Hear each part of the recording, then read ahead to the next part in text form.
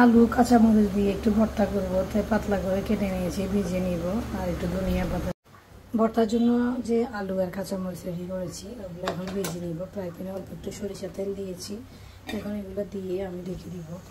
ঢেকে দিলে আলুটা সিদ্ধ হয়ে যাবে। যদি একটু লবণ দিই তাহলে আরও তাড়াতাড়ি সিদ্ধ হবে, তাই একটু করে লবণ দিয়ে দিব। একসাথে আলু আর কাঁচামরিচটা হয়ে যাবে। আর যদি কাঁচামরিচ আলু হয়ে যায় তাহলে আমি বেশি তুলে নিব। এখন মেরে ছেলে ঢাকা দিয়ে দিব। জানি না ঝাল বেশি হবে কিনা, তারপর মরিচ বেশি করে দিয়ে দিলাম। এখন ঢাকনা উঠিয়ে মরিচ আলুগুলো নেড়ে দিব। আলুটা প্রায় সিদ্ধ হয়ে এসছে। আলুটা এমন একটা জিনিস যার মতো আপনার সিদ্ধ হয়ে যায়। এইভাবে এগুলোকে ভেজে আমি শিল্পাটা দেখে নেব।